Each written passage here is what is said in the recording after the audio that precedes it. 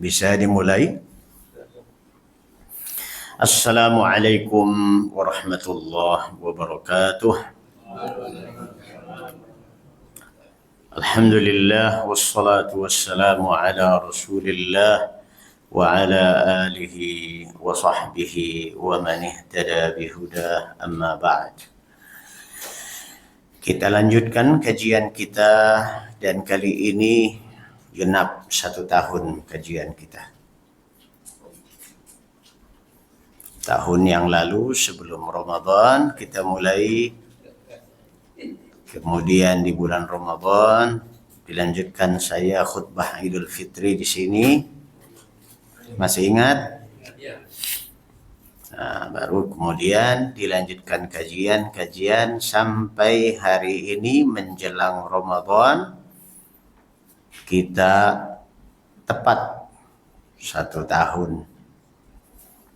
Sudah 12 kali pertemuan.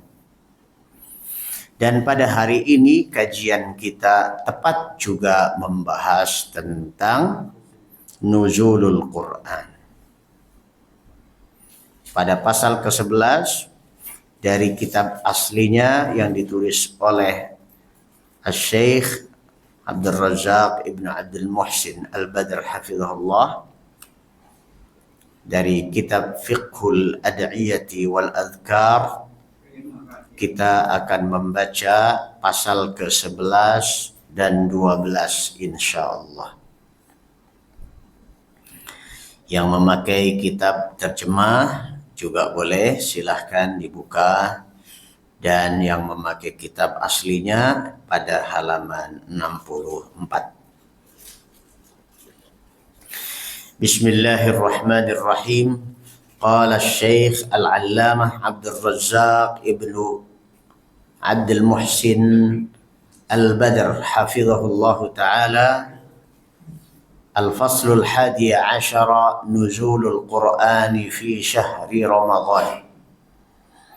Kita akan membahas tema turunnya Al-Quran di bulan Ramadan.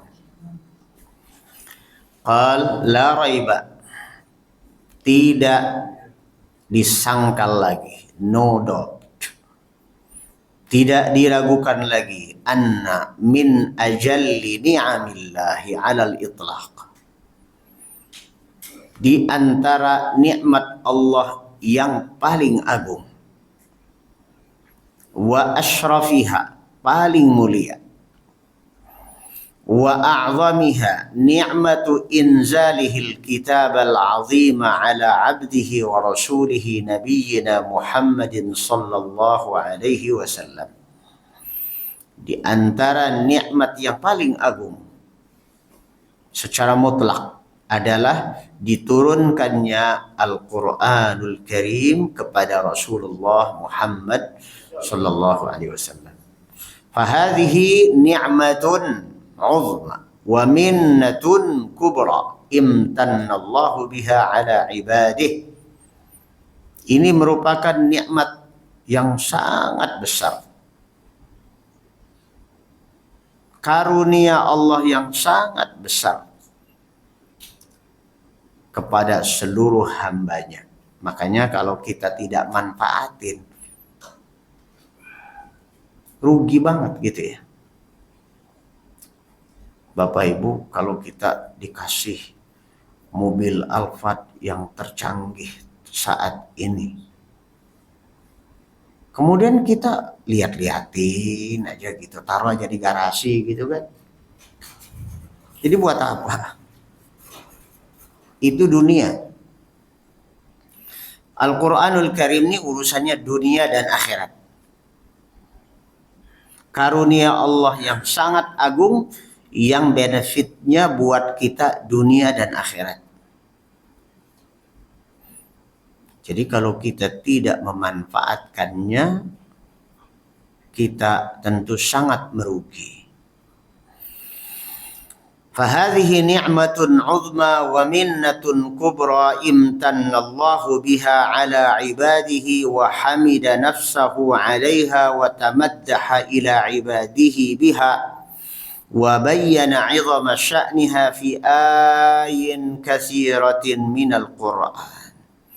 Allah jelaskan keagungan Al-Qur'anul Karim ini dalam banyak ayat. Yang pertama, yaqulullahu ta'ala Tabarakalladzi nazzalal furqana ala 'abdihi liyakuna lil 'alamina nadhira. Surah Al-Furqan ayat pertama. Allah berfirman, Tabaraka alladzi nazzalal furqana. Maha berbarokah Allah yang telah menurunkan Al-Furqan, yaitu Al-Quran, ala abdihi, kepada hambanya, yaitu Nabi Muhammad sallallahu alaihi wasallam, liyakuna lil alamina nazira, agar menjadi peringatan bagi seluruh alam, bagi semesta alam, bagi seluruh makhluk. Dalam ayat ini Allah Subhanahu wa taala memuji dirinya sendiri bahwa Allah adalah zat yang tabarak. Tabarak artinya apa? Banyak berkahnya. Berkah itu sendiri apa? Kebaikan yang terus bertambah dan bertumbuh. Kalau kita punya uang, Pak, 1 juta, tapi kok mencukupi untuk kebutuhan keluarga, anak sekolah juga cukup, nggak sampai ngutang gitu. Sementara ada orang lain punya uang 10 juta, kok kurang aja gitu. Yang 10 juta tuh nggak diberkahi, yang 1 juta ini diberkahi. Kenapa? Nampaknya volumenya kecil, tapi nilai kebermanfaatannya justru besar. Itu karena Allah berkahi. Dulu yang namanya waktu, ulama salaf itu waktunya sama, sehari semalamnya 24 jam sama kita. Kita juga sama 24 jam. Sebulannya 30 hari atau 29 hari. Sepekannya 7 hari. Sama. Tapi kenapa di antara ulama salaf mereka tuh ada yang dalam sehari bisa menyelesaikan bacaan Al-Quran full. Ada yang 3 hari sekali, ada yang 5 hari sekali, ada yang 7 hari sekali khatam.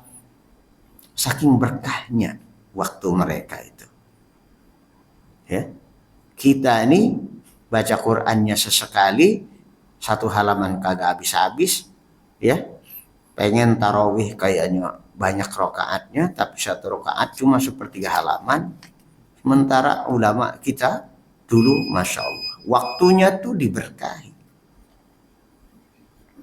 Saking berkahnya zaman itu, contohnya zaman Umar ibnu Abdul Aziz rahimahullah, seorang khalifah, dianggap oleh para ulama sebagai Umar jilid 2. Umar jilid 1-nya siapa? Umar ibn al-Khattab radhiyallahu anhu. Umar jilid 2-nya Umar ibnu Abdul Aziz. Pemimpin yang adil. Diceritakan oleh para ulama dalam kitab-kitabnya. Saking berkahnya, Pak. Apa itu? Biji beras tuh. Biji beras satunya itu, Pak, segenggam. Gedenya itu dulu. Beras yang kita sekarang dapati cuma sebiji apa itu? Kecil banget ya. Tapi dulu 1 bijinya beras itu segede gini, Pak. Segede sawo mungkin. Segenggam. Berarti semakin kesini semakin kecil, semakin menyusut. Ini urusan berkah. Allahu Akbar. Saya juga kaget ketika membaca kitab tuh. Benar nih. Ya, karena dibandingkan dengan apa yang kita lihat sekarang, sehebat-hebatnya padi yang mungkin dipupuknya, dirawatnya begitu intensif aja enggak sampai segitu. Tuh. Saking berkahnya. Dulu makanan-makanan enggak banyak macam ya. Tapi pada sehat dan kuat berhadapan dengan musuh-musuh di dalam perang jihad fi sabilillah. Coba pembebasan Palestina dulu dari tangan kaum Nasrani. Jumlah tentaranya sangat tidak berbanding. Dan persenjataan juga tidak sebanding. Tapi dimenangkan oleh Allah Azza wa Jalla. Ini salah satu makna berkah.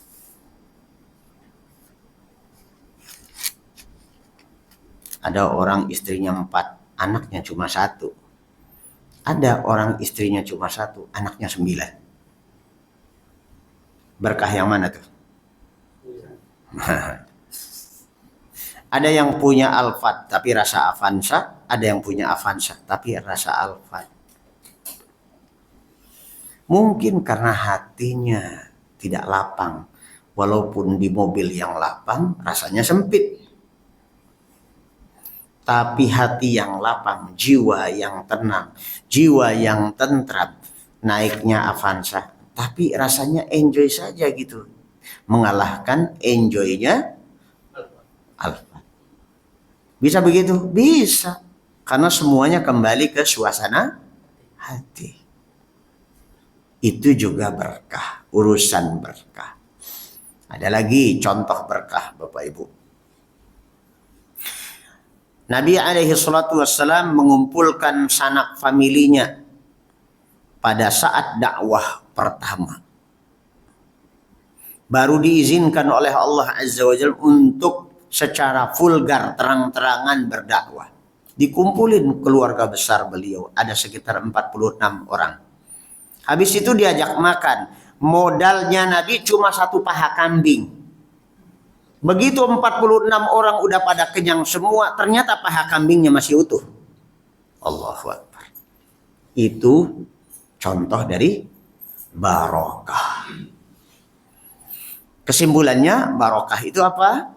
Kebaikan yang terus bertambah dan bertumbuh.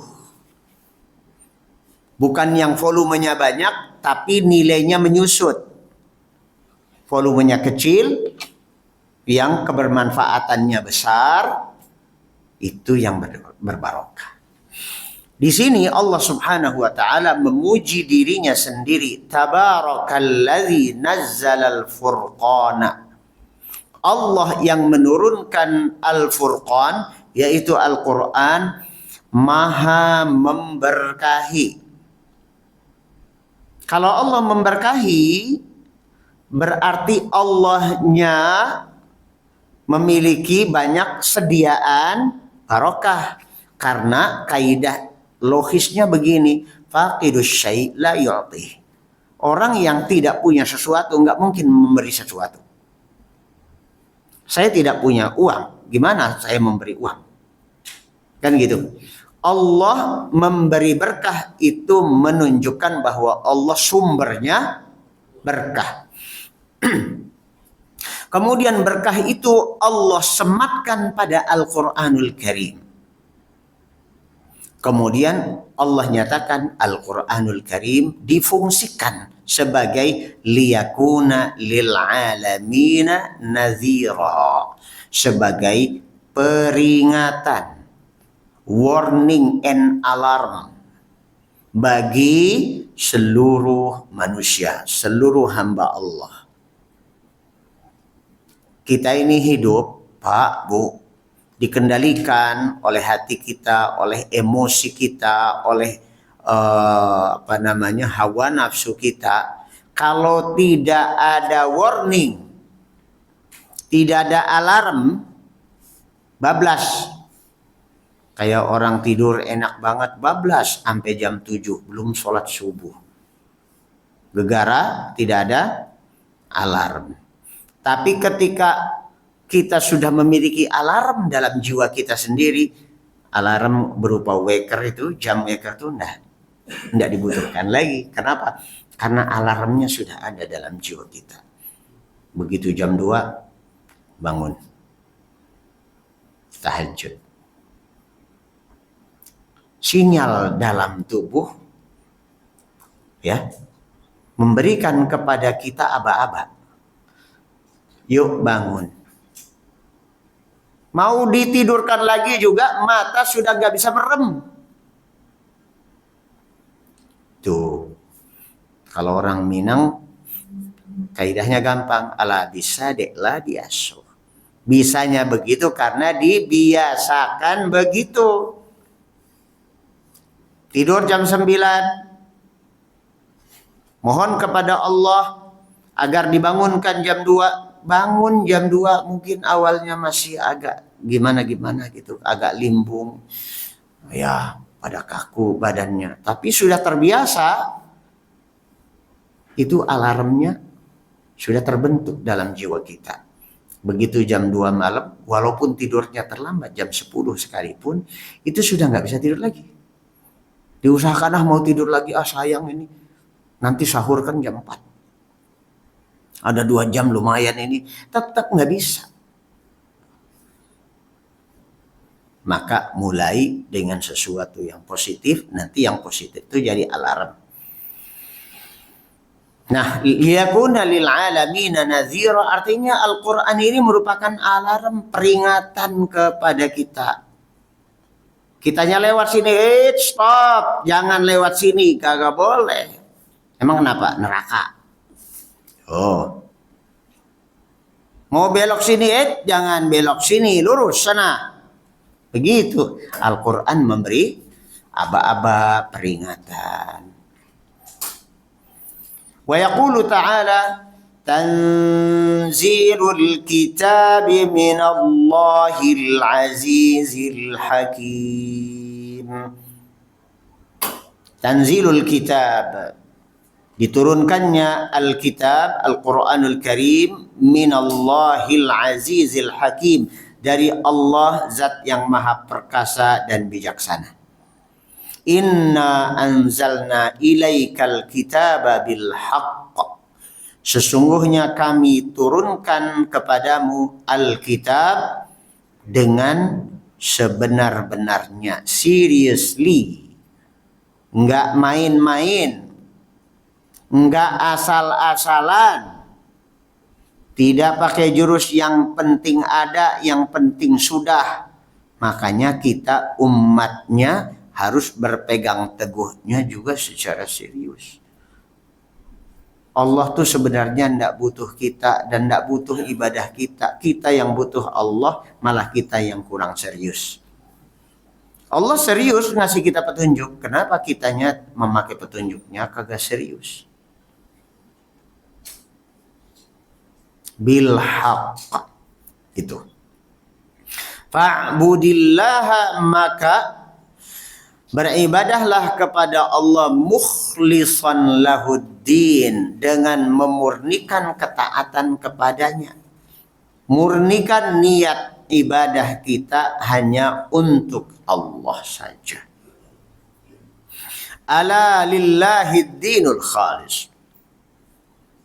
Ingatlah, hanya Allah yang berhak ditaati secara tulus.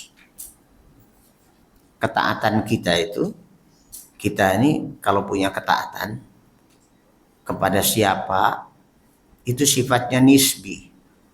Seorang karyawan taat kepada bosnya, kenapa? Piti. Ya, gaji akhir bulan, ya kan? Nggak taat bisa out, PHK. Kan gitu, jadi takut. Tapi kalau sama Allah, oleh banyak faktor pendorong dari dalam hati. Pertama, rasa takut ada. Tapi rasa harap iya. Semangat beribadah itu. Kemudian ada rasa syukur. Didorong oleh rasa syukur.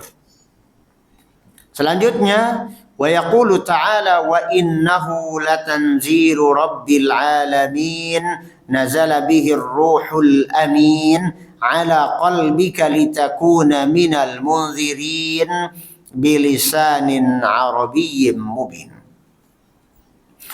Al-Quran itu diturunkan dari Rabbil Alamin, dibawakan turun oleh Ar-Ruhul Amin yaitu Jibril alaihi salam ala qalbika, masuk terstempel print ke dalam hati Nabi alaihi salatu wassalam.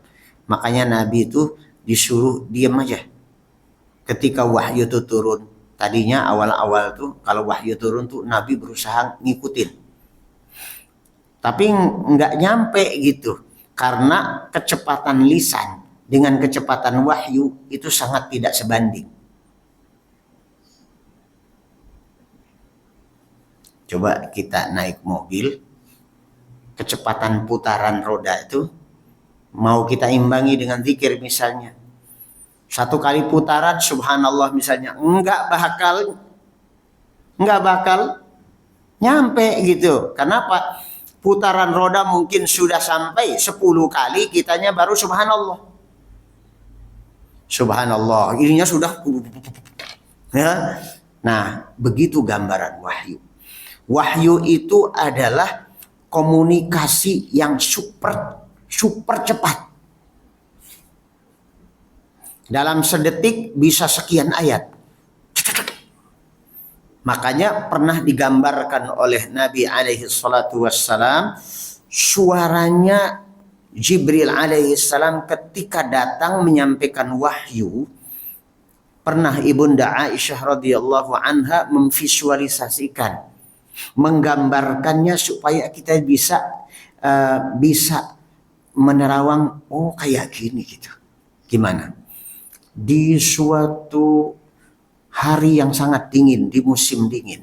Kita tahu di Madinah itu Pak, kalau lagi musim dingin Pak, bisa di bawah 0 derajat. Dingin kayak gitu, Nabi kok keringetan. Kenapa? Ternyata lagi terima wahyu. Itu sampai nunduk. Kenapa? Kata Nabi alaihissalam, yang didengar oleh beliau itu seperti gemerincing besi yang beradu dengan batu.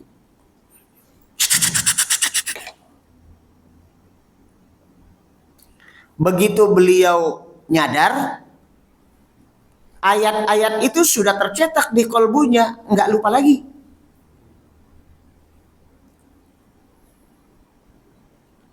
Terpatri begitu. Makanya ketika Nabi SAW berusaha untuk ngikutin gitu kecepatan wahyu itu turun, oleh Allah Azza wa Jalla dilarang. Kamu dengerin aja.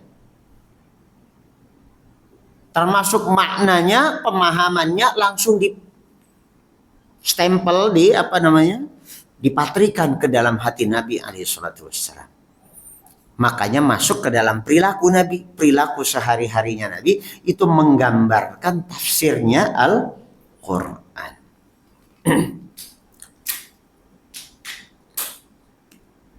Wa yaqulu ta'ala syahru ramadhan alladhi unzila fihi al-Qur'anu hudan lin-nasi wa bayyinatin minal huda wal furqan. Syahrul Ramadan, bulan Ramadan adalah bulan alladzi unzila fihi al-Qur'an, saat diturunkannya Al-Quran. Tujuannya apa Al-Quran diturunkan? Sebagai huda, sebagai petunjuk, memberi petunjuk linnas kepada manusia.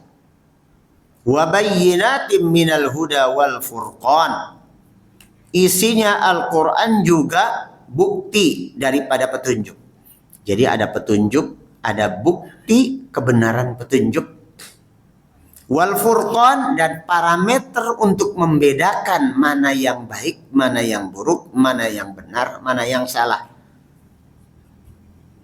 Ini ilmiah banget. Bapak Ibu, kalau kita masuk dunia kampus, dunia ilmiah, untuk menetapkan sesuatu itu sebagai fakta, sebagai kebenaran, itu butuh data-data yang mendukung. Data-data itu juga harus diperkuat lagi, divalidasi istilahnya gitu. Nah, Al-Quran ini bermuatan data, satu. Kemudian bukti atas kebenaran data tersebut, kalau mau di cross check gitu, dilakukan komparasi, studi perbandingan antara ini dan itu, sekaligus alat untuk memvalidasi kebenaran tersebut. Ada semua dalam Al-Quran. Contoh, kita nggak usah jauh-jauh, yang kita sudah hafal aja. Contohnya Allah Subhanahu wa taala berfirman, "Ihdinas siratal mustaqim." Ya Allah, tunjuki kami jalan yang lurus. Jujur, kita tuh sebenarnya nggak tahu jalan yang lurus itu apaan. Jalan tol. Jalan tol banyak yang belok-belok. Apalagi jalan yang lurus. Ada tafsiran yang ngaco, ngawur, apa katanya siratal mustaqim adalah rambut di belah 7. Itu cerita zaman bahula, itu ya khurafat ya. Jadi nggak nyambung gitu, nggak ilmiah banget gitu kan. Ternyata apa? Dibuktikan, ditafsiri dengan ayat yang lain. Jadi di dalam Al-Quran itu sendiri Allah bicara, Allah kasih petunjuk kita untuk memohon, ya Allah beri kami petunjuk ke jalan yang lurus. Kitanya ini sebenarnya tidak tahu juga apa yang kita ucapkan nih. Kan banyak manusia itu mengucapkan sesuatu yang sebenarnya dia sendiri tidak paham apa yang diucapkan. Termasuk ihdinas siratal mustaqim. Begitu ditelusuri, ada bayyinatin minal huda. Ini petunjuk as-siratal mustaqim. Penjelasnya ada di dalam surah An-Nisa ayat ke-69. Apa yang disebut as-siratal mustaqim? Itu. Ternyata sebelum jauh ke surah An-Nisa, ditengok ayat berikutnya, oh itu juga menafsiri. Ihdinas siratal mustaqim, tunjuki kami ke jalan yang lurus. Apaan tuh jalan yang lurus? Langsung dijawab oleh Allah berikutnya, yaitu siratal ladzina an'amta alaihim. Jalan hidupnya orang-orang yang telah kau beri nikmat. Bodoh lagi kita. Orang-orang yang diberi nikmat oleh Allah itu kategorinya macam mana?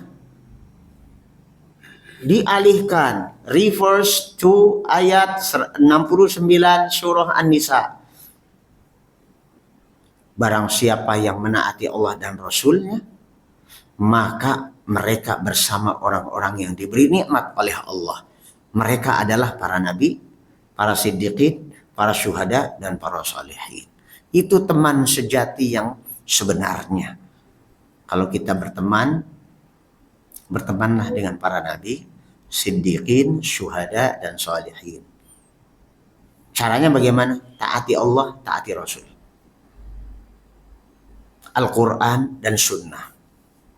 Jadi syiar kita, slogan kita Al-Quran, Sunnah, Al-Quran, Sunnah, Al-Quran, Sunnah. Itu sebenarnya dalam rangka agar kita punya komunitas. Teman setia kita adalah para nabi, siddiqin, syuhada, dan salihin. Kalaupun di dunia ini, di zaman ini, ya kita tidak banyak teman. Teman kita sedikit kan? Ini berapa orang coba? Tapi tatkala kita amalkan Al-Quran dan Sunnah, sesungguhnya teman kita itu adalah para nabi, para siddiqin, syuhada, dan salihin. Secara physically tidak ada bersama kita, tapi secara alur kehidupan sama kita dengan mereka. Bapak Ibu yang pernah umroh, merasakan nggak ketika ada di depan Ka'bah tawaf bersama? Itu orang yang tawaf itu ada yang super hitam, ada yang super white, ada yang black and white, ada yang coklat gitu, ada yang agak kekuningan gitu, macam-macam orang kan. Ada yang kayak Pinocchio, merah-merah delima Pinocchio gitu kayaknya, ya, yang pipinya tuh kemerah-merahan laki-laki, nggak pakai kosmetik itu. Asli. Orang Uzbekistan misalnya, orang Tajikistan, orang Kazakhstan, seperti itu, orang Rusia. Mereka melantunkan hal yang sama, melakukan hal yang sama, ritual yang sama. Bukankah itu kebersamaan? Kenal kagak, Pak? Entah mereka itu dari mana. Ketika kita pulang ke Jakarta udah nggak ketemu lagi. Dan mereka syiarnya sama. Itulah kesalehan. Dengan orang-orang yang sudah wafat, para nabi, para siddiqin, syuhada dan sholihin, itu golongan kita. Jadi masuklah ke dalam golongan orang-orang ini. Di dunia sekarang ini, Pak, kalau banyak punya komunitas, banyak terwarnai warna-warna yang aneh. Maka ada Muslim warnanya warna Yahudi. Ya? Sehari-harinya asyhadu an la ilaha illallah, asyhadu anna Muhammadar Rasulullah. Tapi perilakunya dalam bisnis model Yahudi. Dalam berumah tangga model Nasrani. Ibadahnya kadang-kadang model Nasrani juga. Kenapa itu? Karena tidak semanhaj. Tidak sejalur dengan as-siratul mustaqim. Nah, ini fenomena yang tadi saya sebutkan agak panjang nih. Menunjukkan bahwa di dalam Al-Quran itu antar ayatnya itu ini data, ini penjelas dan bukti atas kebenaran data, dan ada lagi apa? Alat yang memvalidasi kebenaran data tersebut. Selanjutnya, inna li syahri Ramadan al-karim syahri sawmi khususiyatan bil Qur'an. Fahuwa syahrul ladzi unzila fihi al-Qur'anul karim hudan linnas. Ramadan sebagai bulan puasa memiliki hubungan yang erat spesial dengan Al-Quran. Ramadan, Al-Quran, Al-Quran, Ramadan itu identik gitu loh. Bapak-bapak lihat. Orang-orang yang baru ikut ngaji sama saya juga lihat. Ada yang berani nanya. Ketika saya buka peci saya begini, dilihat di sini ada hitam. Kemudian dia lihat jubah saya kok cingkrang. Apa pertanyaannya? Pak Ustadz, ini kalau dilihat dari atas kepalanya kayaknya NU deh.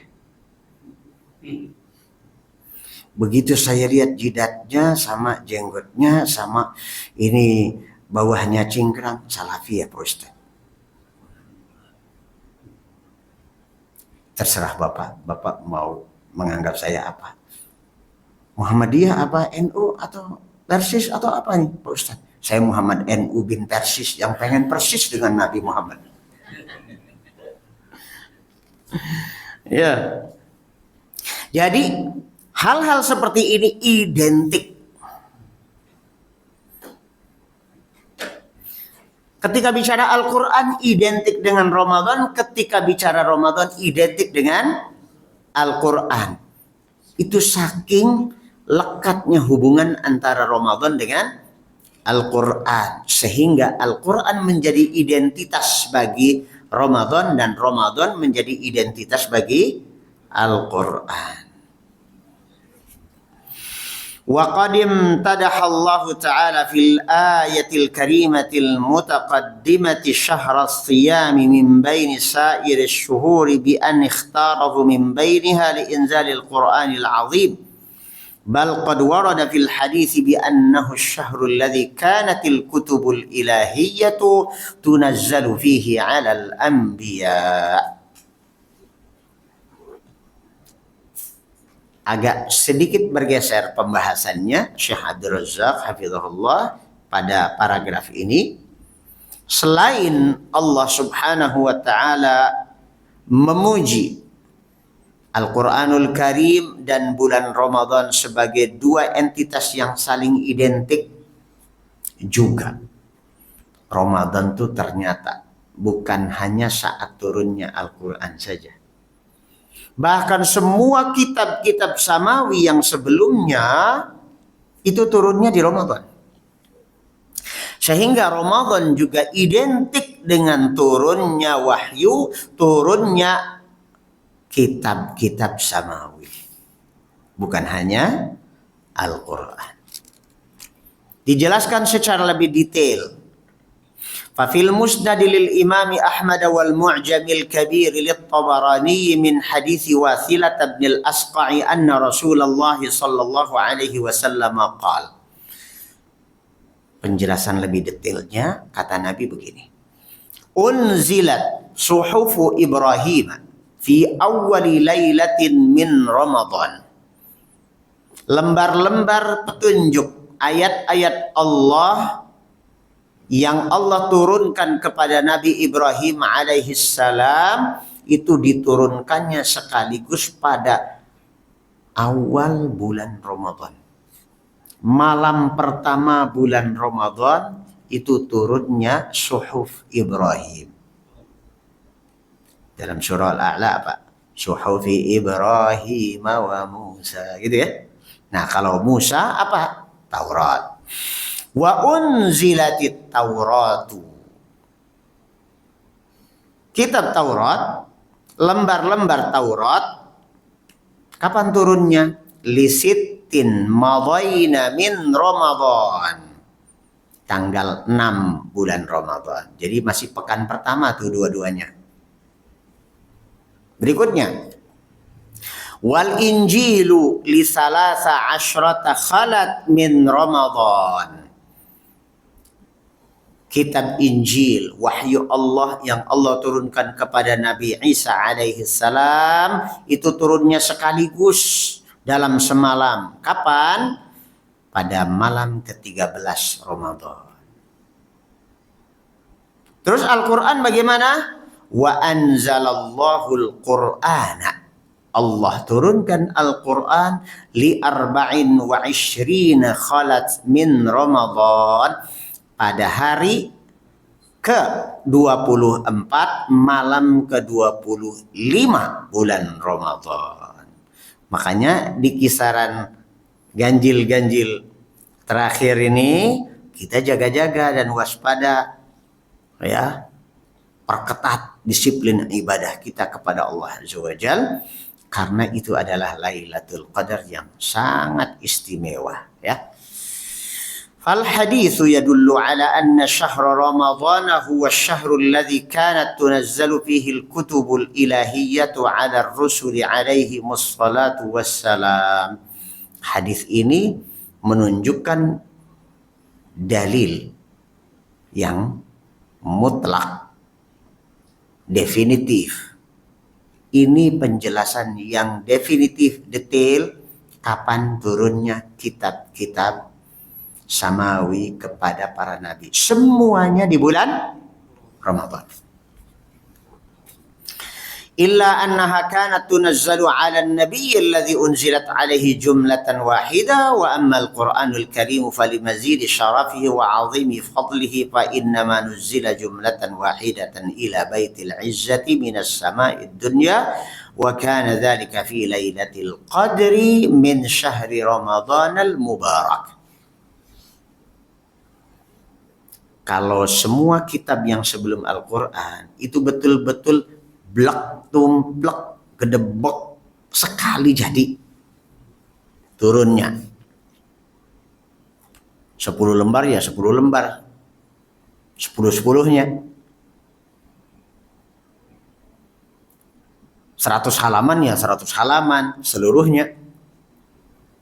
Sekali jadi.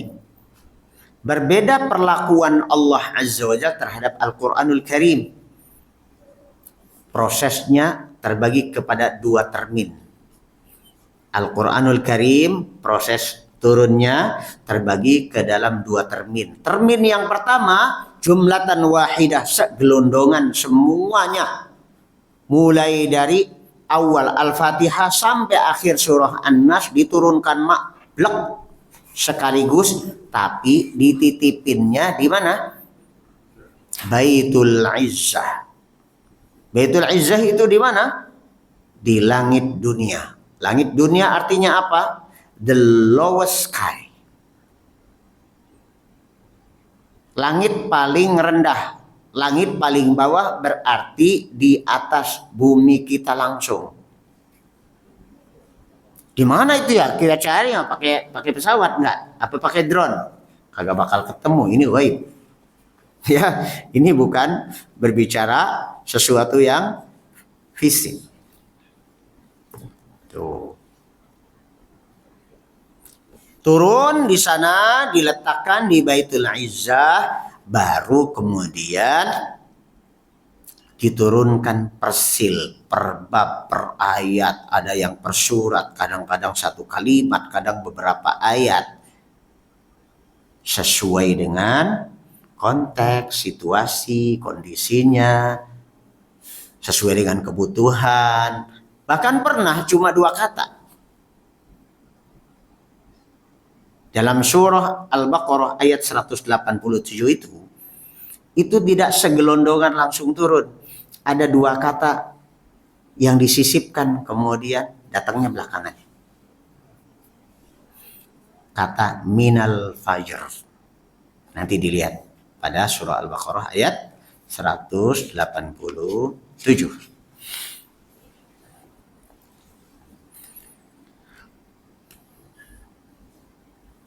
Nah, turunnya yang sekaligus itu di Baitul Izzah kapan? Itulah Lailatul Qadar. Qala Allah Ta'ala inna anzalnahu fi lailatin mubarakatin. Sungguh kami telah turunkan Al-Quran pada sebuah malam yang penuh berkah.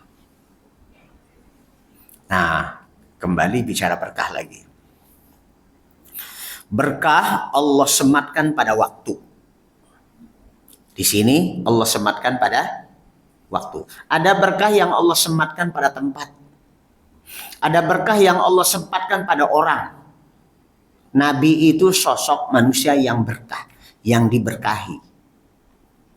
Salah satunya tadi cerita tentang satu paha kambing. Ada juga ludahnya Nabi alaihi salatu wassalam ketika Ali ibnu Abi Thalib radhiyallahu an lagi sakit mata, rabak banget, merah matanya itu, ya. Begitu datang, sini Li. Nabi alaihi salatu wassalam mengumpulkan ludahnya, langsung diludahin matanya Ali ibnu Abi Thalib, seketika biar. Cekas. What is the meaning of cekas? Clean and clear. CNC. Itu apa? Ludahnya berkah. Ya Pak. Ludahnya saja berkah, apalagi kata-katanya. Hadisnya Nabi. Maka jangan dianggap remeh. Kan cuma hadis. Hadis kok cuma-cuma. Enggak lah. Ya. Hadis itu berbarokah. Ini malam yang penuh berkah. Berkahnya Lailatul Qadar apa emangnya? Satu malam nilainya sama dengan 1000 bulan. Nilainya yang sama dengan 1000 bulan itu apanya Pak? Nah, ayo kita diskusi ini. Nilai ibadahnya, ya. Pahala ibadahnya. Ibadah yang sama kita lakukan selama 1000 bulan. Anggap apa ibadahnya? Tahajud, tarawih, atau sedekah. Apa kayak amal soleh dilakukan selama 1000 bulan dibandingkan dengan yang dilakukan hal yang sama di Lailatul Qadar, nilainya yang di Lailatul Qadar itu melebihi. Karena kata Allah khairun. Khairun itu artinya better than. Lebih daripada. Lebih dibanding. dibanding hal yang sama pada 1000 bulan. Allah karim. Allahu Akbar. Ya. Makanya kalau iktikaf acaranya jangan cuma pindah kasur. Ngungsi coy, gitu kan. Isinya apa? Tidur bareng ya di masjid, kedua kacang goreng, kemudian kopi. Kalau yang di sebelah sana majelis ngorok, ngopi plus rokok. Wah, ya masjid isinya asap rokok, ya. Nah, kita enggak lah, masih mendingan ya. Nah, saya perhatikan orang ini mau ngapain, ngobrol sana sini, wah gitu, seru. Begitu dia tertidur, paginya itu nanya, tadi malam Lailatul Qadar ya? Aduh, kenapa? Saya nggak ngelihat Lailatul. Emang Lailatul Qadar kayak apaan bentuknya? Ini anekdot, ada sebagian orang Islam nih mikirnya kalau Lailatul Qadar itu kayak makhluk bisa terbang, ada sayapnya gitu ya. Bukan, Lailah ya malam. Malam itu ya suasana gelap, waktu ya antara maghrib, ba'dal maghrib sampai menjelang subuh itu namanya Lailah. Bukan seekor makhluk yang bisa terbang atau rambutnya panjang, hitam, wajahnya cantik gitu, enggak gitu. Ya. Baik. Tadi disebut fi lailatin mubarakatin. Pada ayat yang lain inna anzalnahu fi lailatil qadr. Sungguh kami telah menurunkan Al-Qur'anul Karim pada Lailatul Qadar. Kemudian disifati juga dalam surah Al-Baqarah, syahrul Ramadan alladzi unzila fihil Qur'an. Berarti malam yang diberkahi tersebut adalah Lailatul Qadar, dan Lailatul Qadar adanya di bulan Ramadan. Kuis sekarang. Kuis dulu Bapak Ibu. Mungkinkah turunnya Al-Quran itu diasumsikan pada 10 pertengahan? Gimana Pak Tri? Tidak mungkin. Jadi kalau ada umat Islam yang memperingati nuzulul Quran malam ke-17 Ramadan, bapak-bapak bisa kasih kuis kepada mereka. Siapin hadiah, balon kah apa gitu. Yang benar jawabannya dapat hadiah gitu kan.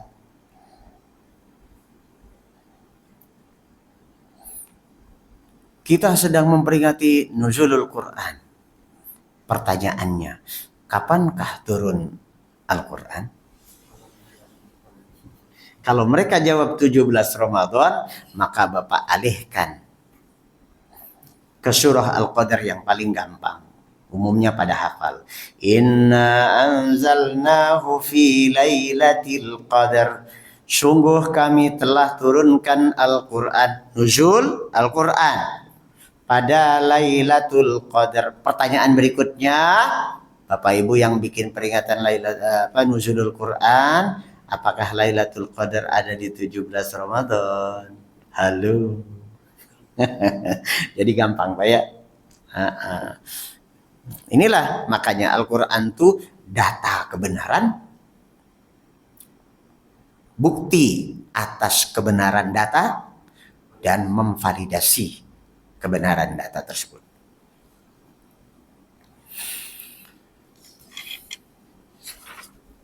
Selanjutnya halaman 66. Fadallat hadhil ayatus salasu ala anna al-Qur'an al-Karima unzila fi lailatin wahidatin tusafu bi annaha lailatun mubarakatun wa hiya lailatul qadri wa hiya min layali syahri Ramadan al-mubarak.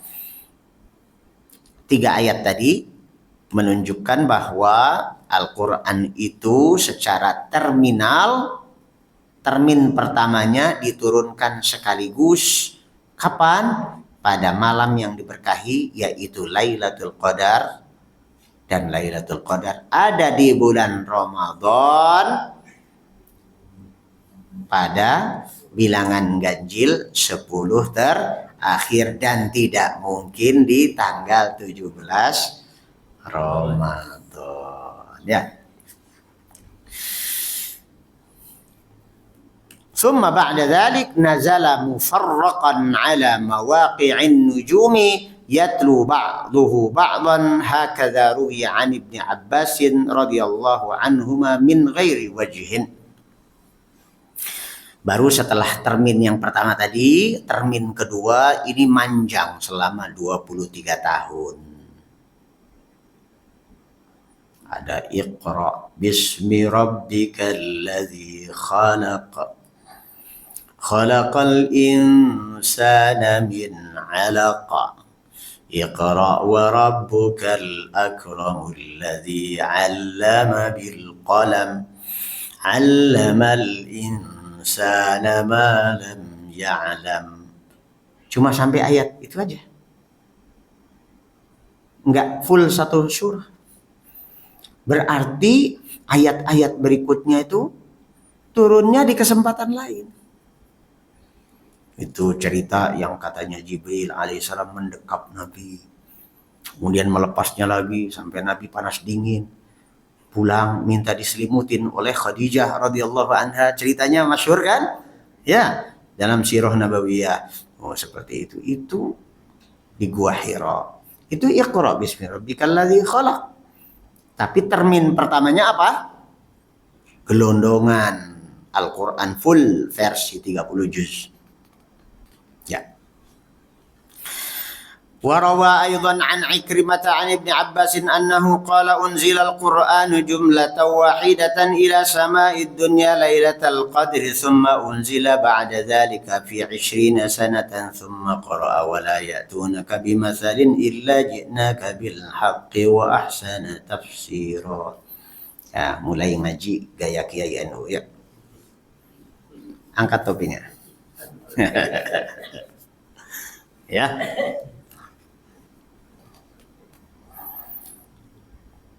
Allah Subhanahu wa taala berfirman, "Wala ya'tunaka bimatsalin illa ji'naka bil haqqi wa ahsana tafsira."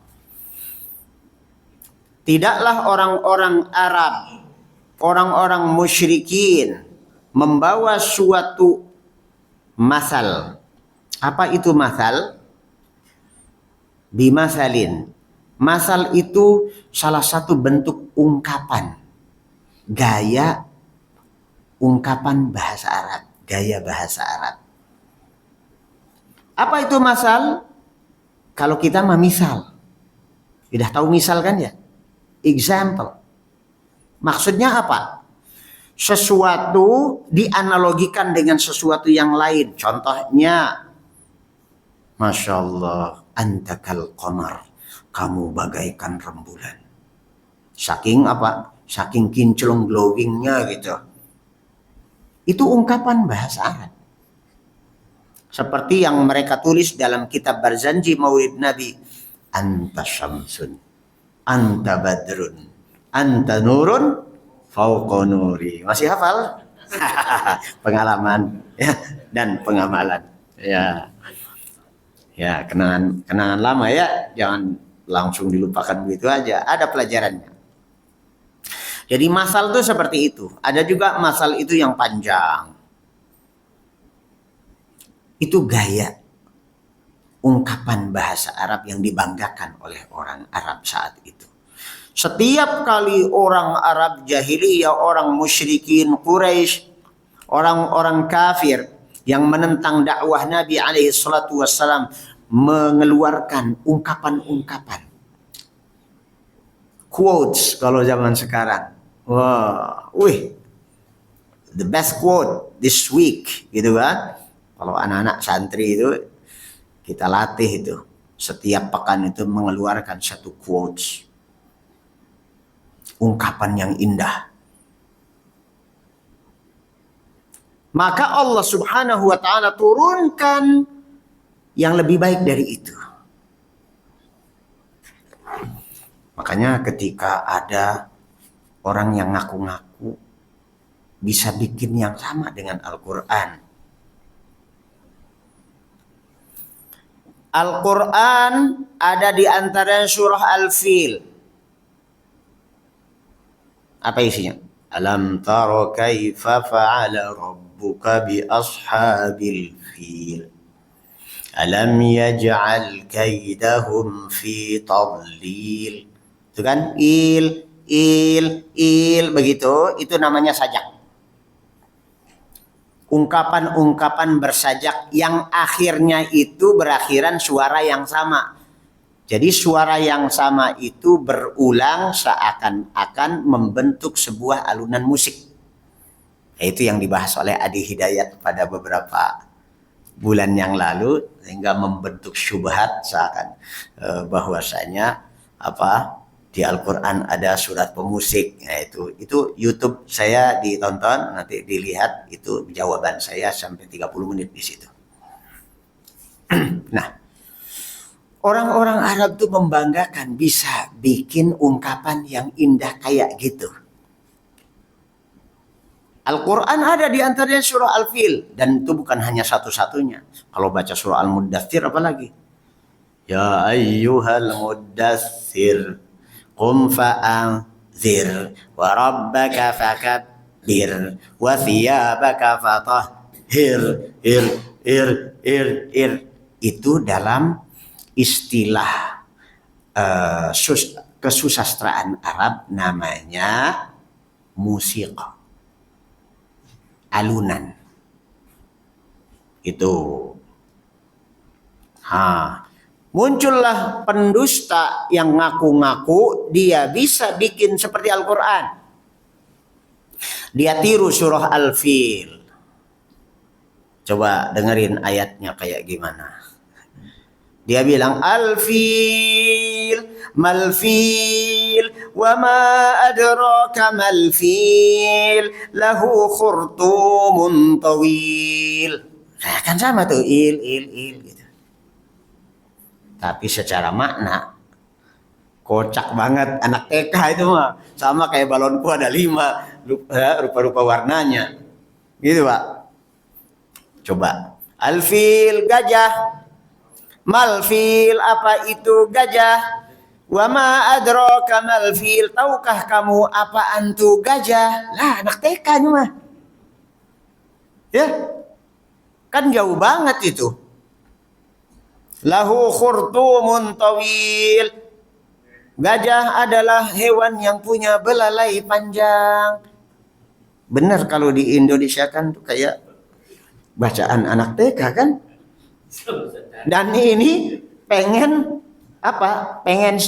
di-compare gitu kan dengan Al-Quran yang alam tara kaifa fa'ala rabbuka bi ashabil fil.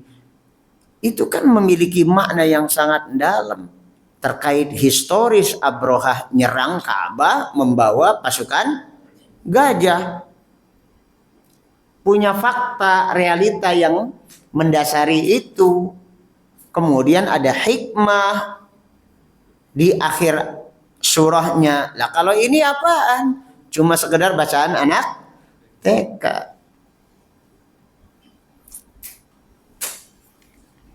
Lanjut.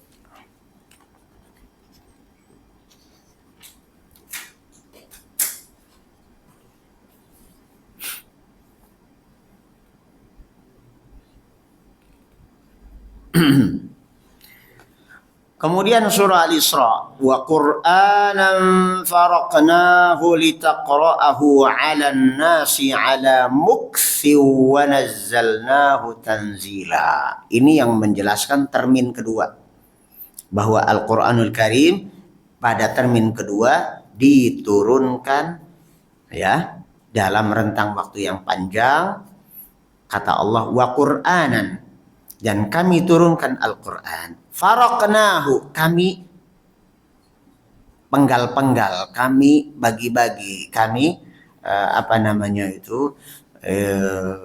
kami pretelin gitu loh. Ada yang seayat, ada yang 2 ayat, ada yang 1 surat, ada yang beberapa ayat, ada yang cuma 1 kalimat. Tujuannya apa? Litaqra'ahu 'alan nasi 'ala muktsin. agar engkau Muhammad bacakan kepada mereka dalam rentang waktu yang panjang supaya ngeresep ke dalam hati mereka. Jadi ini bentuk rahmah. Kenapa sampai 20 tahunan? Sekarang anak-anak pengen hafal Al-Quran dalam 1 tahun. 1,5 tahun. Ya pantesan hafalannya kocar-kacir. Tidak sambil memahami. Kalau mau benar-benar hafal Al-Quran, jalani hafalan Al-Quran sebagaimana dulu turun Al-Quran.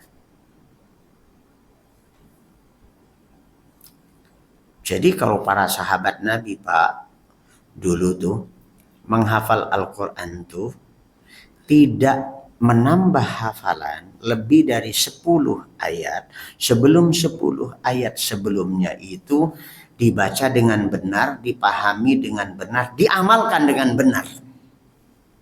Keren nggak itu? Kalau seandainya kita punya kampus, bikin pesantren, ya, terus kajiannya itu Al-Quran dari berbagai sisinya. Ulama ahli Al-Quran, Pak, menjelaskan bahwa Al-Quran itu mengandung lebih dari 1.400 macam ilmu. Coba macam ilmu yang kita tahu apa saja? Ilmu pengetahuan alam, ilmu pengetahuan sosial, geografi, biologi, fisika, kimia, berapa macam ilmu.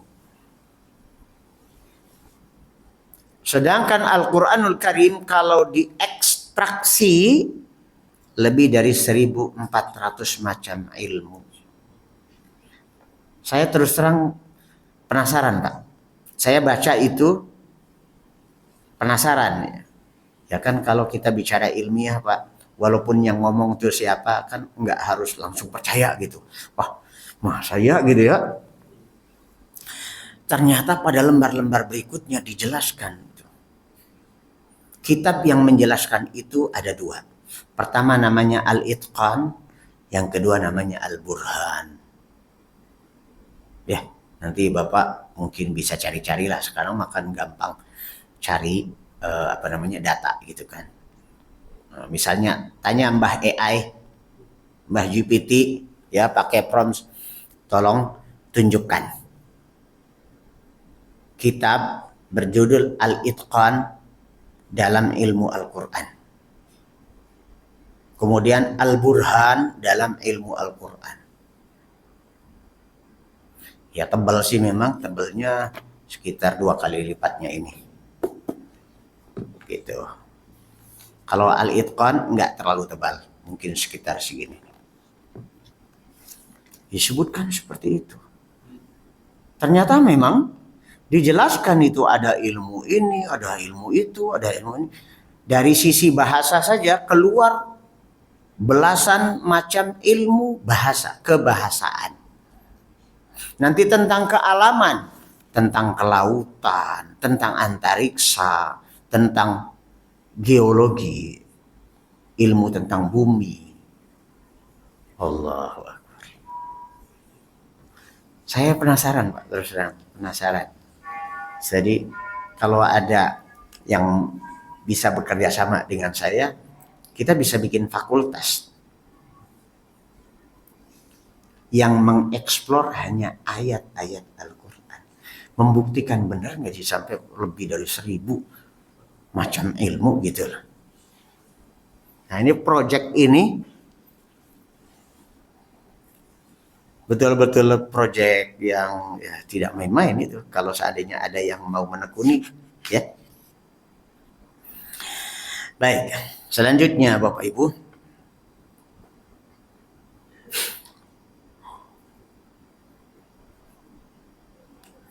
وروى ابن أبي حاتم عن ابن عباس أنه سأله عطية بن الأسود فقال وقع في قلب الشك في قول الله تعالى شهر رمضان الذي أنزل فيه القرآن وقوله إنا أنزلناه في ليلة مباركة وقوله إنا أنزلناه في ليلة القدر Wa qad unzila fi Syawal wa fi Dzulqa'dah, Dzulhijjah, Muharram, Safar wa syahr Rabi'.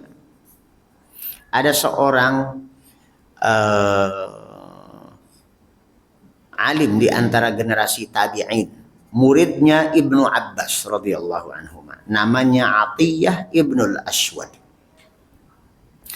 Atiyah bilang kepada gurunya, yaitu Abdullah Ibnu Abbas radhiyallahu anhu, "Guru, terus terang saya ini muncul keraguan di dalam hati ketika membaca ayat Allah Syahrul Ramadan alladzi unzila fihil Qur'an." Itu surah Al-Baqarah ayat 185. Emang kenapa, kata Ibnu Abbas? Ya saya bingung aja tuh. Kalau ayat itu digabung lagi dengan inna anzalnahu fi lailatul qadar, inna anzalnahu fi lailatin mubarakatin. Berarti kan dalam semalam. Betul, kata Ibnu Abbas. Emang kenapa? Lah kan Al-Quran tidak hanya turun di Ramadan. Di bulan Syawal pernah ada ayat yang turun di bulan Syawal, katanya ada ayat yang turun Dzulqa'dah, Dzulhijjah, ada di bulan Muharram, bulan Safar, bulan Rabiul Awal. Kan bukan hanya di Ramadan. Apa jawab Ibnu Abbas radhiyallahu anhuma? Innahu nazala fi Ramadan fi lailatul qadr wa fi lailatin mubarakah jumlatan wahidah. Itu termin pertama turunnya Al-Quran di satu malam, itu namanya Lailatul Qadar, malam yang penuh berkah, yaitu malam di antara malam-malam di bulan Ramadan, itu sekaligus satu paket. Summa, kemudian termin berikutnya, unzila ala mawaqi'in nujum tartilan fis syuhuri wal ayyam.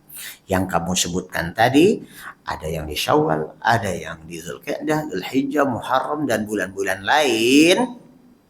Bahkan turunnya juga tidak selalu di Mekah dan Madinah. Ada di daerah-daerah lain juga. Kadang Nabi lagi di Taif, kadang Nabi lagi di perjalanan. Di mana? Dalam rangka perang misalnya. Kan tidak sedang ada di Mekah, tidak sedang ada di Madinah. Turun ayat Al-Quran. Secara tempat tidak selalu Mekah dan Madinah, dan secara waktu juga tidak selalu Ramadan. Itu termin kedua. Jelas ya? Lanjut. Innal hikmata fi hadzal nuzuli hiya ta'zimul Qur'anil Karimi wa ta'zimu amri man nazala alaihi wa huwa Rasulullah sallallahu alaihi wasallam wa ta'zimu syahr alladzi nazala fihi wa huwa syahrul Ramadan wal lailati allati nazala fiha wa hiya lailatul qadar allati hiya khairum min alfi syahr. Hikmahnya apa? Kenapa Al-Quran pada termin kedua diturunkan sedemikian panjang? Rentang waktunya 20-an tahun. Kenapa tuh? Ada maksud apa dari Allah? Pertama, ta'zim, mengagungkan Al-Quran itu sendiri. Yang kedua, mengagungkan orang yang dikirimi Al-Quran, yaitu Nabi Muhammad sallallahu alaihi wasallam. Yang ketiga, mengagungkan malam yang diturunkannya Al-Quran. Kalau boleh saya sebut juga bahwa sekian banyak tempat Al-Quran diturunkan. Itu menunjukkan bahwa Allah mengagungkan, memuliakan tempat-tempat tersebut.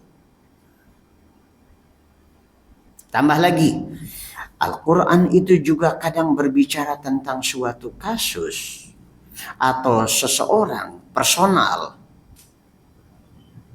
menunjukkan betapa pentingnya kasus tersebut dan orang tersebut kaitannya. Penting yang dimaksud bisa jadi penting dalam makna positif, bisa jadi penting dalam makna yang sangat negatif. Penting yang sangat negatif apa contohnya? Abu Lahab. Ada nggak di dalam Al-Quran? Sepenting itukah Abu Lahab sampai disebut namanya? Sangat penting. Kenapa? perlawanan, permusuhan, dan sangat ingin mencelakai sumber hidayah.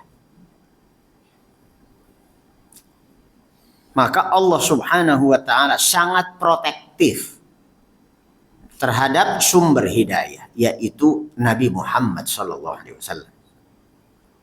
Turunannya, artinya kesininya adalah para ulama. Ulama kita harus kita jaga. Ulama adalah orang yang ditarget. Sangat ditarget oleh musuh-musuh Allah. Mungkin sekarang kita dengar ada presiden negara mana ditarget gara-gara minyak misalnya. Presiden mana? Venezuela ya. Makanya Bapak kalau mukanya berminyak hati-hati bisa ditangkap sama Donald Trump ya. Donald Bebek ya. Ajo Biden. Orang awal tuh Ajo Biden.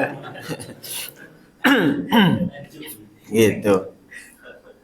Sekarang jadi parodi tuh. Hati-hati laki-laki yang wajahnya berminyak bisa diburu oleh ya. Baik. Jadi untuk mengagungkan banyak kasus, banyak tempat, person, saking apa? Saking pentingnya kaitannya. Bahkan disebutkan sumpah-sumpah dengan nama makhluk Allah. Wasyamsi wa duhaha wal qamari idza talaha wan nahari idza jallaha. Nama-nama waktu, nama-nama tempat, objek-objek tertentu dijadikan materi sumpah oleh Allah Azza wa Jalla, menunjukkan betapa pentingnya arti keberadaan makhluk-makhluk tersebut. Kan yang disebutkan tuh matahari. Dunia ini tanpa matahari, waduh susah Pak. Ngandelin PLN, gimana PLN-nya bisa mencukupi apa enggak? Gak bakal cukup. Tapi matahari satu mencukupi untuk semua. Wal qamar, bulan. Wal ardi, bumi, dan seterusnya. Jadi kalau didetailkan seperti itu, oh iya. Kemudian, Allah sayang kepada kita. Kita itu makhluk yang kalau dimuatin informasi sekaligus mables gitu, stres Pak. Stres. Nabi karena dipersiapkan wadahnya memang super kuat gitu oleh Allah Azza wa Jalla. Segitu dahsyatnya turunnya wahyu, beliau nggak gila. Justru selesai wahyu turun, sudah tercetak ke dalam hatinya, nggak akan lupa. Bahkan sampai mengejawantah dalam bentuk perilaku. Nah kalau kita sekaligus 30 juz, pes gitu, apa ndak gila? Gila bener. Ya, itu berarti bentuk apa? Kasih sayang Allah. Allah saking sayangnya sama kita. Dibikinnya persil gitu. Per pasal, per bab, per ayat, per surah. Ada yang satu surah sekaligus. Dan bahkan hanya ada juga yang cuma 2 kata. Oh.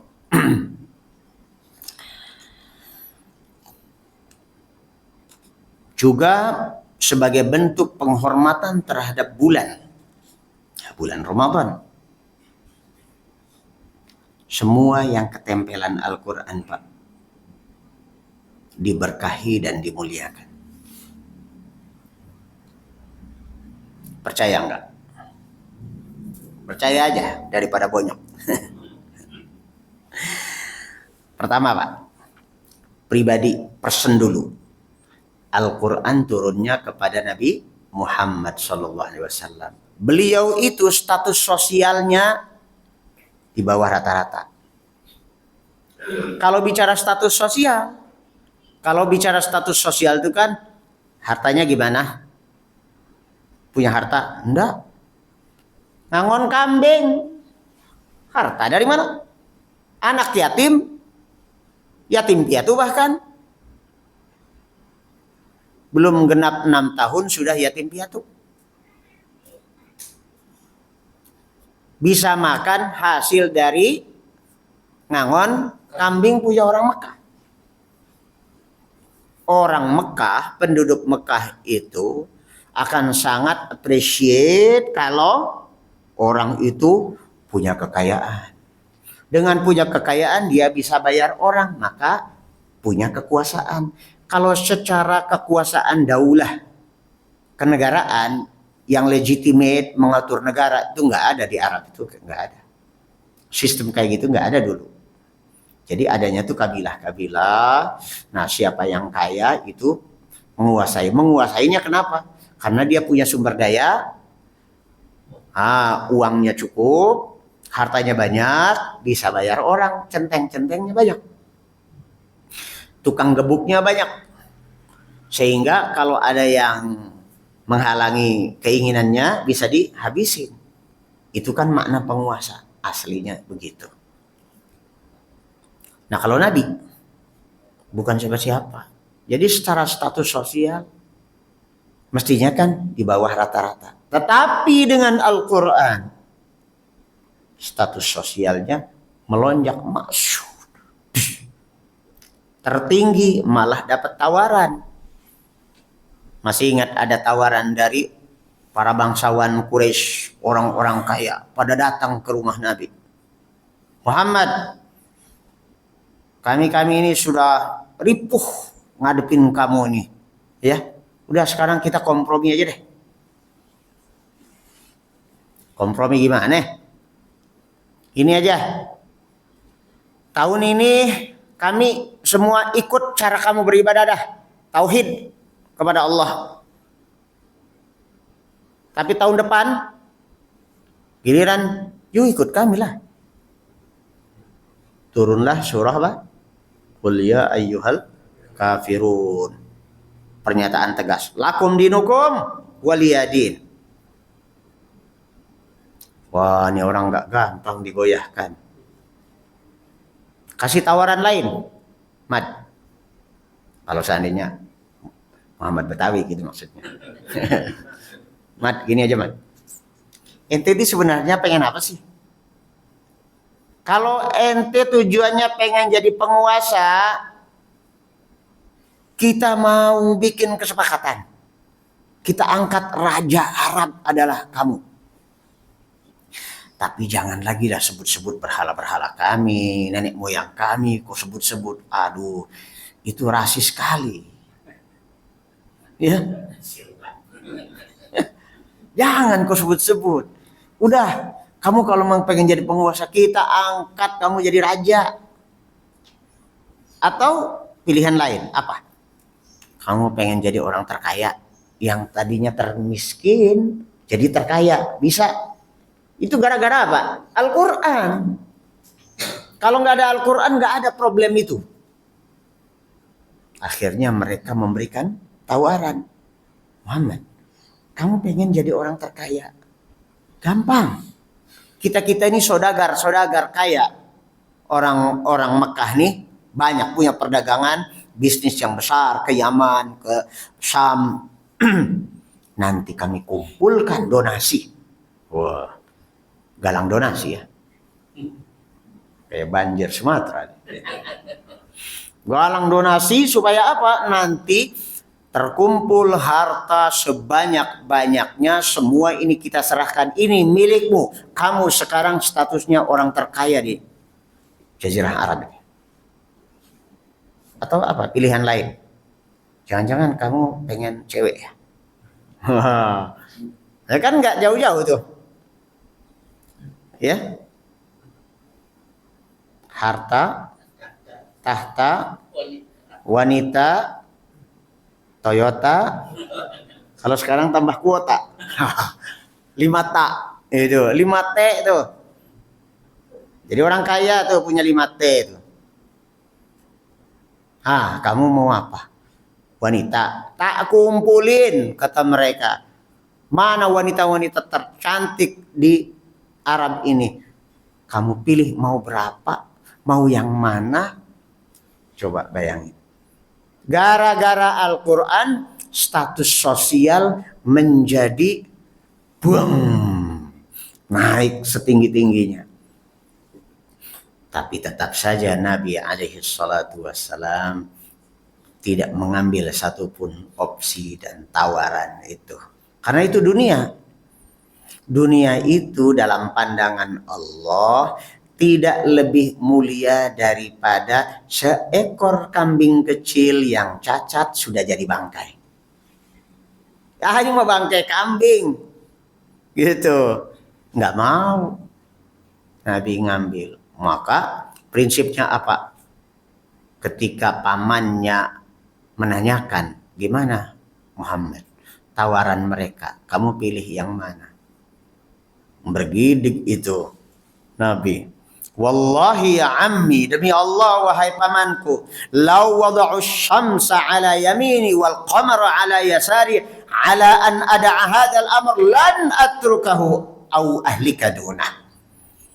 Demi Allah wahai pamanku, andai pun mereka hadiahkan kepadaku matahari di tangan kananku dan bulan di tangan kiriku agar aku berhenti berdakwah ini, aku nggak bakal berhenti atau aku mati berkalang tanah.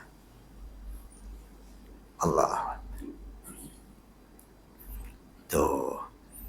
Jadi ini Al-Quran membuat membuat personal dengan personality yang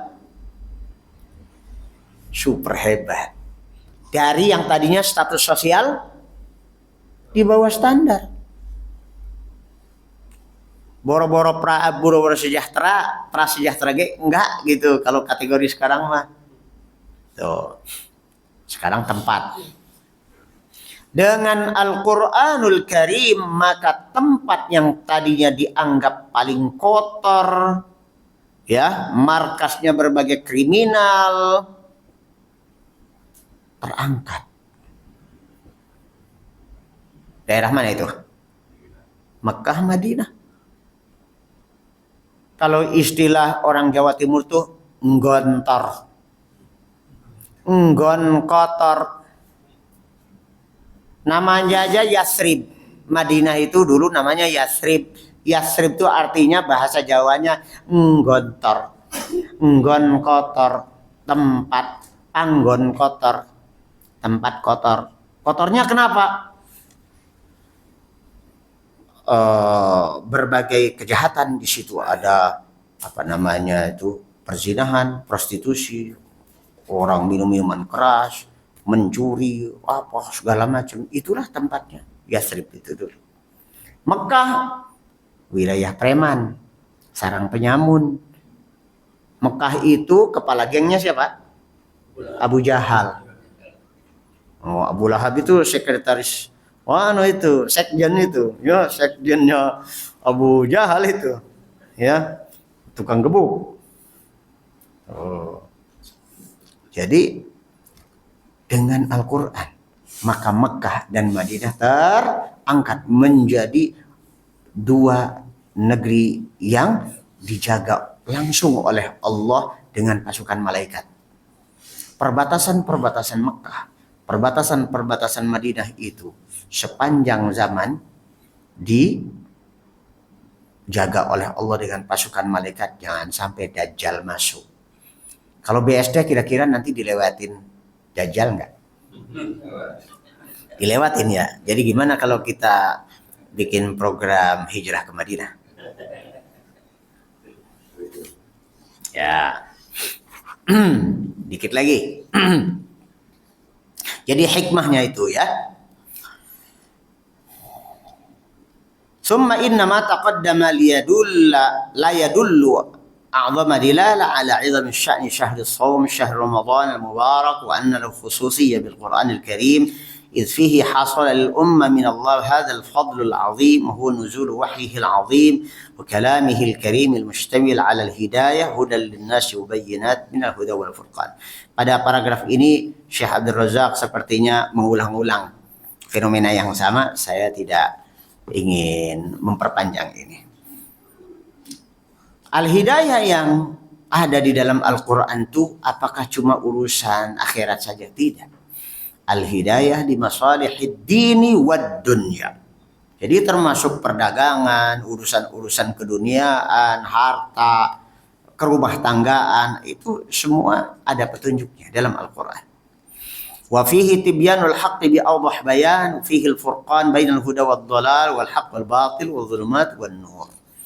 Dan penting juga dipahami bahwa Al-Quran ini memberikan penjelasannya itu jelas banget gitu. Very clear. Cuma kalau kita sodorkan mushaf Al-Quranul Karim kepada orang BSD, punten. Kira-kira bunyi enggak gitu? Coba jelaskan. Padahal Syekh Abdul Razak bilang Al-Quran tuh mengandung petunjuk yang jelas banget. Ini PR buat kita. Kira-kira ada nggak yang bisa menjelaskan?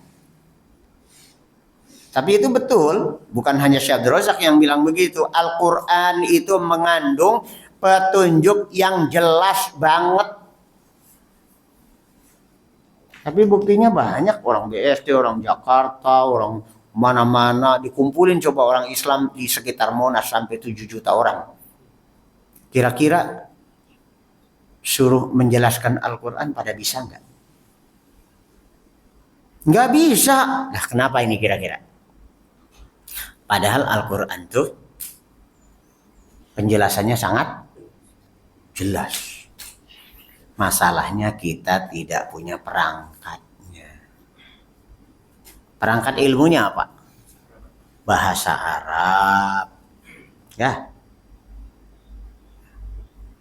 Saya dulu bikin program namanya KIP, Kuliah Islam Pemula.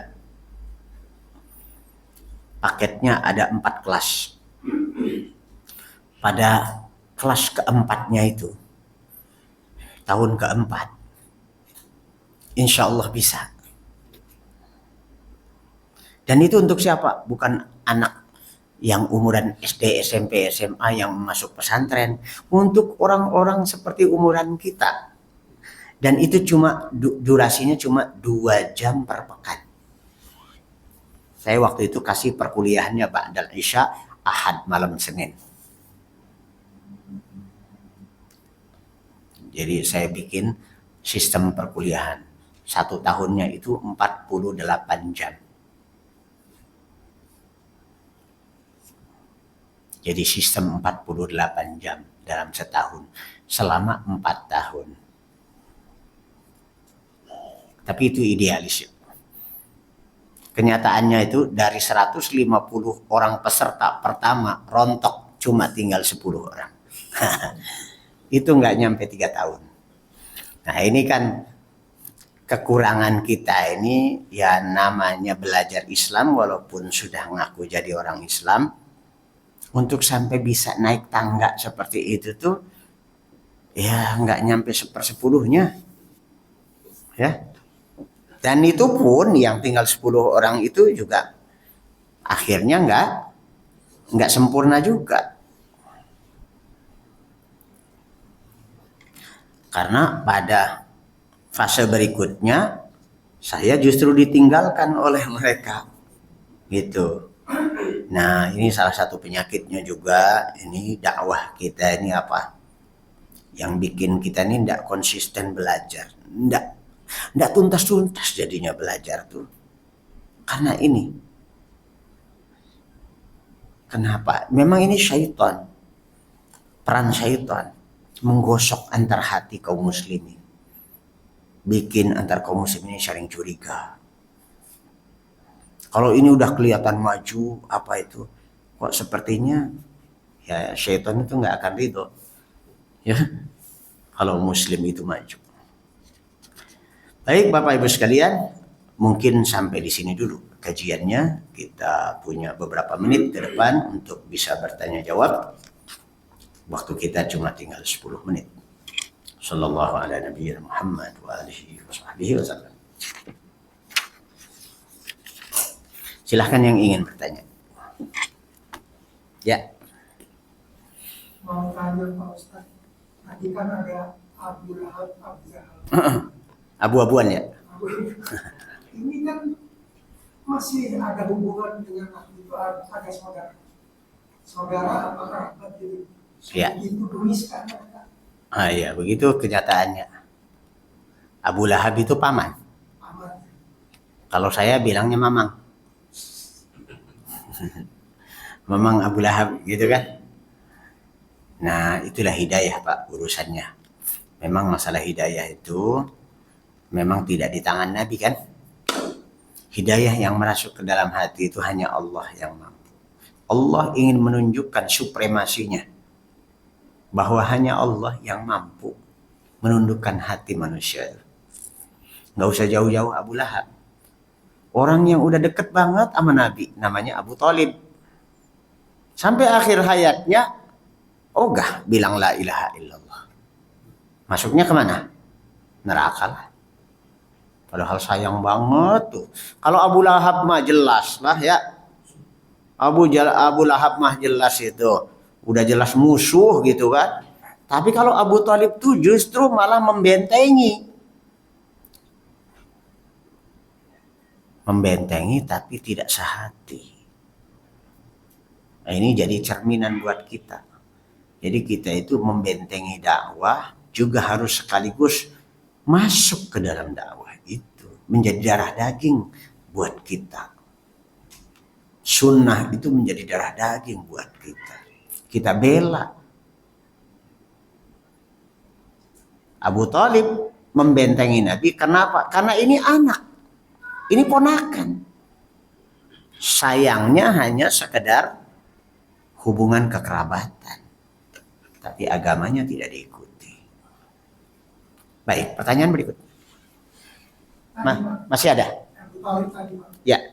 Dia membentengi sampai sebegitunya. Andaikan di Pak terakhir Nabi mengucapkan La ilaha illallah. apakah dia bisa Allah terima di dalam agama ini? Ya, betul. Itu omongan Nabi. Apa langsung ke surga? Iya. Itu omongannya Nabi. Jadi menjelang wafatnya, Abu Thalib itu berhadapan dengan dua kubu nih. Kubu pertama Nabi Muhammad SAW. Kubu yang lain Abu Jahal dan kawan-kawannya. Ini geng. Kata Abu Jahal dan kawan-kawannya, gengsi mang, gengsi. Masa kita ikutan anak ingusan baru kemarin. Hah? Apa kata Nabi? Peduli amat sih omongan mereka. Mang, tolong mang, bilang la ilaha illallah.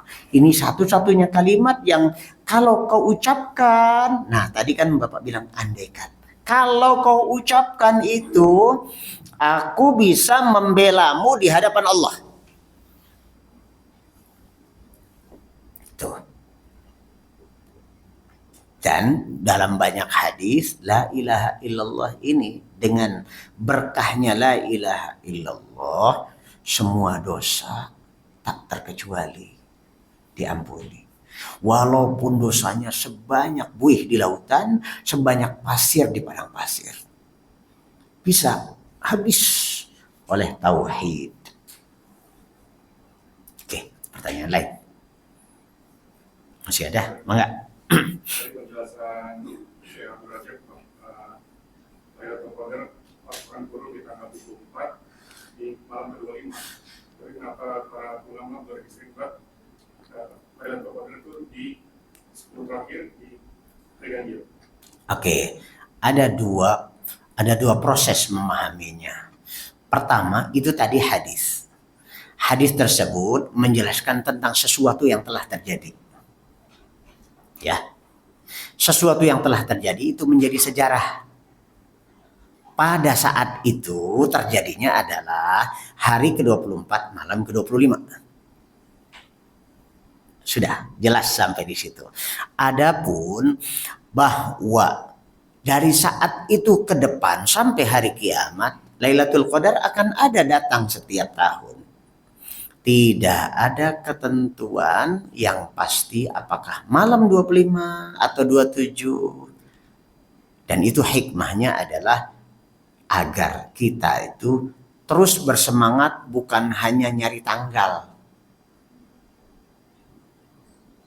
Itu supaya bisa pada saat terjadinya Lailatul Qadar itu kita dalam keadaan ibadah yang disiplin ketat, maka kita harus ketatin di 10 terakhir itu.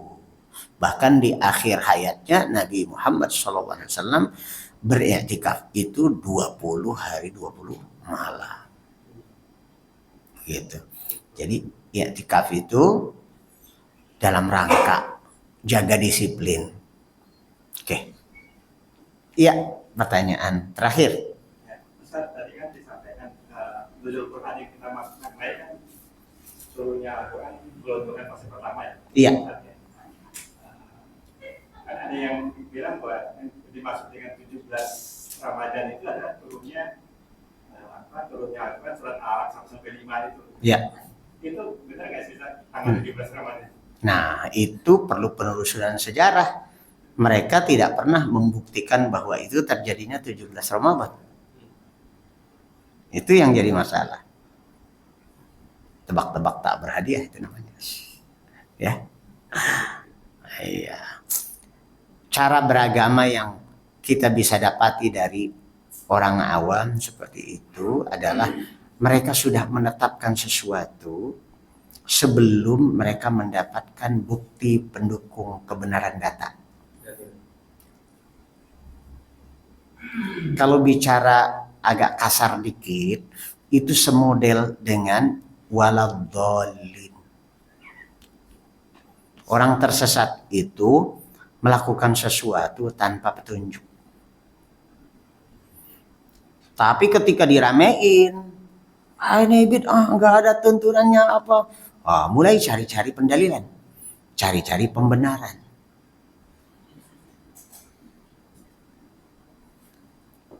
Gitu. Maka carilah kebenaran, baru amalkan. Jangan amalkan, kemudian cari pembenaran. Jelas kan? Ciri khas muslim itu mengilmui dulu apa yang akan diamalkan. Mengamalkan apa yang telah diilmui. Bedanya sama Yahudi dan Nasrani, Yahudi berilmu tanpa dia amalkan. Orang Nasrani beramal tanpa didasari ilmu. Maka muslim harus beda. Ghairil maghdubi alaihim waladdallin. Bukan maghdub alaihim, bukan ad-dallin. Bukan Yahudi, bukan Nasrani. Muslim adalah orang yang mengilmui apa yang diamalkan, mengamalkan apa yang diilmui. Tidak seperti Yahudi yang berilmu tanpa beramal, dan tidak pula seperti Nasrani yang beramal tanpa dasar ilmu. Bisa ditulis? Tulis sendiri nanti ya. Baik, cukup dulu. Waktu kita habis 5:30. Insya Allah kita ketemu lagi di bulan Ramadan mungkin ya. Nanti diatur sama Pak Tri.